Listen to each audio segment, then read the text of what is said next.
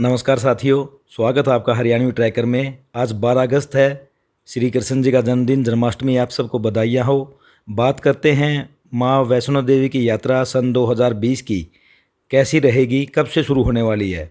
तो खुशखबरी ये आई है दोस्तों, आने वाली 16 अगस्त से माता वैष्णो देवी की यात्रा शुरू होने जा रही है।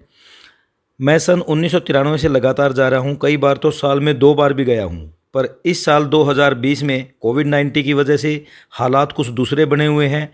लेकिन अब खबर आई है कि 16 अगस्त से यात्रा शुरू होने वाली है। लास्ट ईयर हमने हेलीकॉप्टर से यात्रा की थी, लेकिन उतरे थे पैदल उतरे थे, और नया मार्ग जो है ताराकोट का मार्ग, उससे हम ने वापसी की थी। अब की बार अब जो यात्रा होगी सन 2020 में, आज से आगे की पिछले लगभग 5 महीने से यात्रा बंद है, उसके बारे में आपको कुछ सावधानियां बरतनी होंगी। वो इंस्ट्रक्शंस क्या हैं, वो मापदंड क्या हैं, उनके बारे में बात करते हैं। माता श्राइन बोर्ड ने कुछ मापदंड बनाए हैं जिनका आपको पालन करना होगा। वो मापदंड क्या हैं, इसके बारे में मैं आपको बताता हूं दोस्तों। माता श्राइन बोर्ड ने हर रोज़ 5,000 यात्रियों को, 5,000 भक्तों को दर्शन की अनुमति दी है, जिसमें से आउटसाइडर सिर्फ 500 होंगे। यहाँ आउटसाइडर का मतलब है जम्मू और कश्मीर से बाहर के राज्य, उनसे अलग राज्य जो है उनमें से सिर्फ 500 आदमी डेली दर्शन कर सकेंगे। बाकी 4,500 यात्री वो जम्मू और कश्मीर के ही होंगे। इस तरह डेली 5,000 भगत यात्रा कर सकते हैं। डेली 5,000 यात्री जो हैं वो माता वैष्णो देवी जी के दर्शन कर सकते हैं। यात्रा पर्ची जो है वो आपको कटरा बस स्टैंड का जो काउंटर है, बस स्टैंड वाला काउंटर, वहाँ से मिलेगी।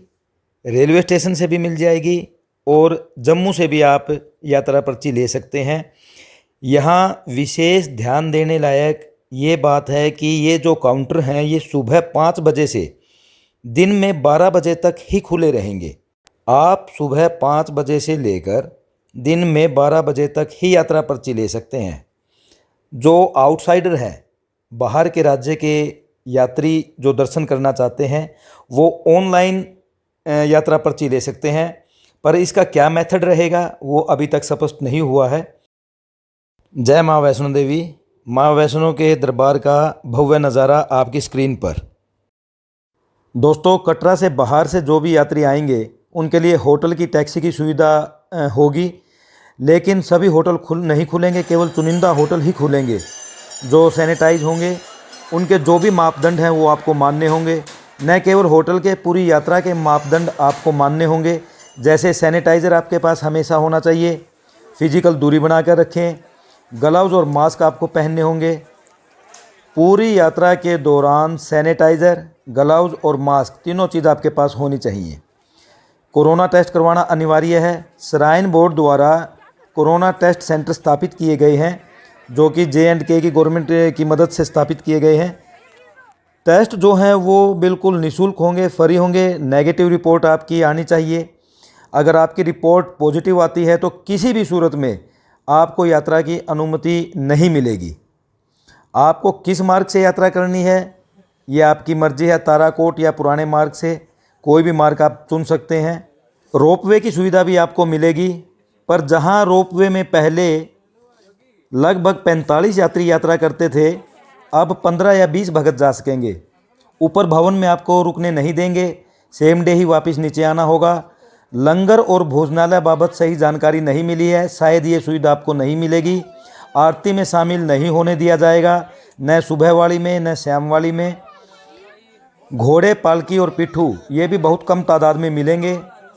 हेलीकॉप्टर और बैटरी कार की सुविधा आपको मिलेगी, नियमों का पालन करना होगा। अर्धकुंवारी पर भी रुकने नहीं दिया जाएगा, गर्भ जून के दर्शन नहीं होंगे। आप बचकर यात्रा करें, फिजिकल दूरी बनाकर रखें, और संक्रमण से खुद भी बचें, संक्रमण को भी फैलने से रोकें। बाकी ये खुशी की बात है कि 16 अगस्त से यात्रा शुरू हो गई है। आप सब पर माँ वैष्णो देवी की कृपा बनी रहे, ऐसी मेरी माँ वैष्णो से प्रार्थना है। ये जो मैंने जानकारी आपको दी है अलग अलग सोर्स से ली गई हैं। अगर किसी भी स्थिति में कोई बदलाव होता है तो उसके लिए हरियाणवी ट्रैकर जिम्मेवार नहीं है। अगर आप यात्रा करना चाहते हैं तो पहले कन्फर्म करके जाएं। आपने मेरी वीडियो यहाँ तक देखी, इसके लिए बहुत बहुत धन्यवाद दोस्तों। इस चैनल को लाइक करें, शेयर करें, अगर नहीं किया तो सब्सक्राइब भी करें।